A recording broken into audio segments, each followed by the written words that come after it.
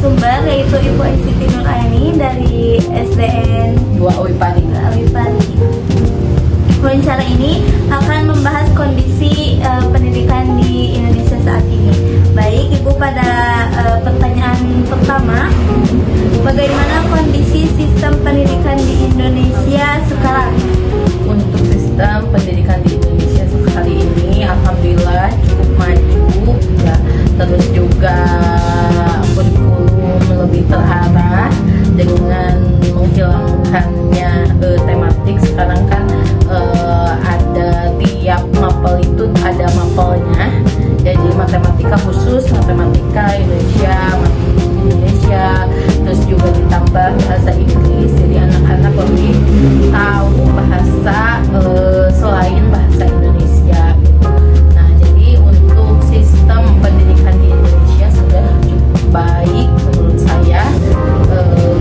Hanya saja mungkin karena kurikulumnya sering berganti, jadi itu yang menjadi challenge buat saya ya, tantangan buat saya dalam mengajar di sekolah.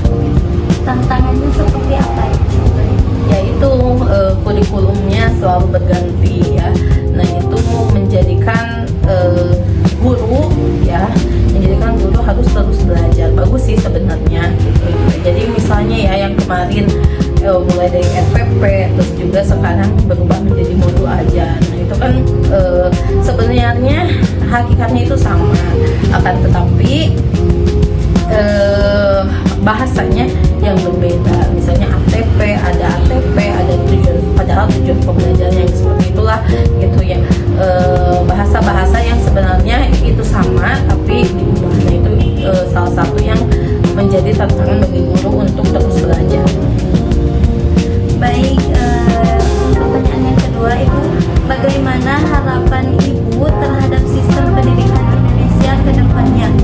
Untuk harapan saya, kalau sekarang menurut saya sudah baik, saya berharap lebih baik lagi ya, mulai dari kurikulum yang benar-benar tidak berubah lagi ya, walaupun misalnya dunia memang berubah dan harus berubah ya tidak apa-apa, tapi untuk sekarang mudah-mudahan tetap di kurikulum ini, kurikulum nasional ini, supaya kita bisa paham terlebih dahulu gitu ya.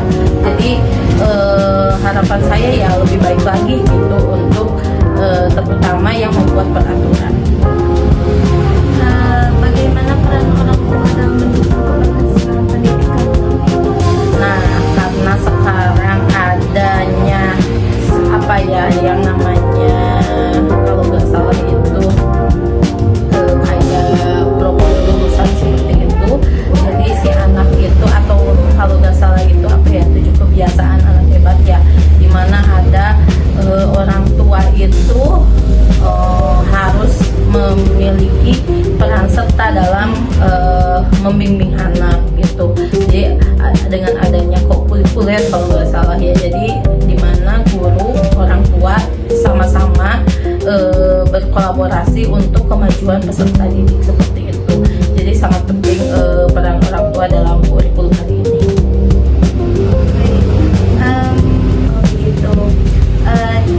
Baik, kalau bagi karakteristik siswa zaman sekarang dan zaman dulu, Ibu bisa berbeda? Untuk karakteristik ya, karena saya termasuk guru muda ya, baru 7 tahun saya, 8 tahun mengajar, jadi tidak ada perbedaannya karena saya baru saja ngajar di SD selama 2 tahun. Sebelumnya saya ngajar di SMP dan SMA, jadi saya belum bisa membedakan bagaimana karakteristik anak di SD ya, karena perbandingannya sangat jauh, dimana saya ngajar waktu itu SMA sama SMP dan baru terjun sekitar 3 tahunan di SD ya, 2 tahun 3 tahun di SD, jadi saya belum bisa membedakan. Kalau untuk sekarang kalau melihat zaman ya, karena adanya sosial media, terus anak bisa mengakses, tentu saja mungkin sangat berbeda jauh dengan murid zaman dahulu. Baik, harapan Ibu untuk generasi muda Indonesia ke depannya melalui pendidikan bagaimana?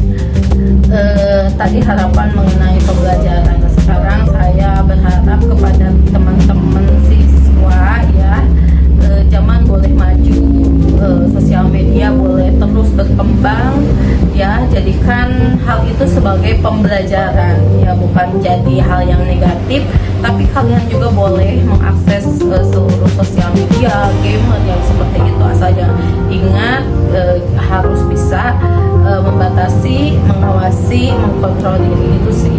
Jadi hal itu kan kalau dijadikan positif ya positif. Baik, pertanyaan yang terakhir, pesan untuk mahasiswa, motivasi untuk mahasiswa apa?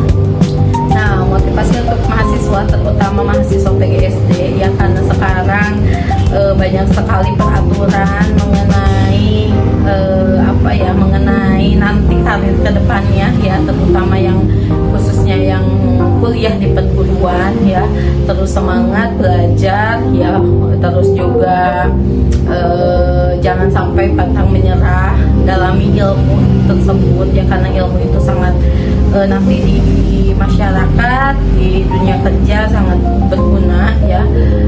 Juga jangan sampai dengan banyaknya peraturan sekarang tentang kebijakan tentang guru honorer dan lain sebagainya menjadi kita down. Nah, kita harus tetap semangat walaupun nanti di akhir nanti kita akan jadi apa kan kita tidak tahu. Nah, sekarang terus konsisten belajar karena tidak ada yang rugi untuk belajar. Terima kasih Ibu. Baik, terima kasih Ibu, demikian wawancara dari saya. Terima kasih Ibu atas kesempatan diwawancarainya. Terima kasih. Wassalamualaikum warahmatullahi wabarakatuh.